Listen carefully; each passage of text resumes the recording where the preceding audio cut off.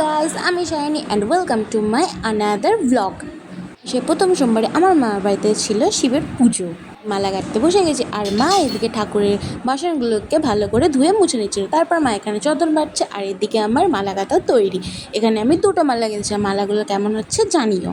এদিকে আমি পুষ্প থালাটাকে সাজিয়ে দিয়েছি। এখানে অনেক ধরনের ফুল ছিল, বেলপাতা আর লাল চন্দন বাটাও ছিল। তারপর মা এদিকে বসে গেছে ঠাকুরের ফল কাটতে। আমি এখানে মাকে সাহায্য করে দিচ্ছিলাম একটু ফল কেটে। এদিকে আমাদের সমস্ত ধরনের ফল কাটা তৈরি ছিল, শশা, কলা, পেয়ারা আরও নানা ধরনের ফল।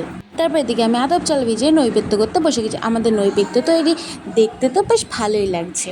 ঠাকুরমশাই এলো 1:30টার সময় আর এদিকে ফার্স্ট ঠাকুরমশাই ঠাকুরের পায়েস রান্না করেছিল। তারপর এদিকে বসে গেছেন উনি পুজো করতে।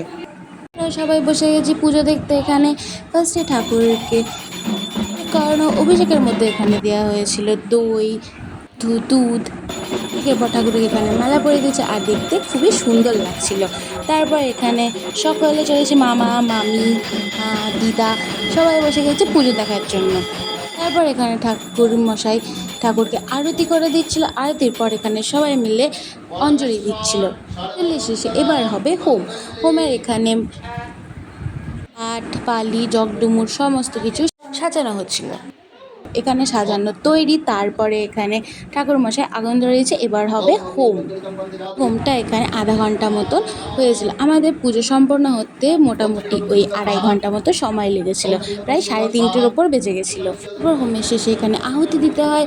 এখানে আহুতি দেওয়ার পর আমরা ঠাকুরকে একে জল ঢেলে দিয়েছিলাম। ফার্স্টে মামা, তারপরে মা, মামি সকলে ঠাকুরের মাথায় গঙ্গার জল ঢেলেছে। এখানে ঠাকুরকে খাবার দিয়ে এবারে প্রসাদ নিয়ে বসে গেছে। এখানে আমাদের ব্লগটা শেষ। টাটা।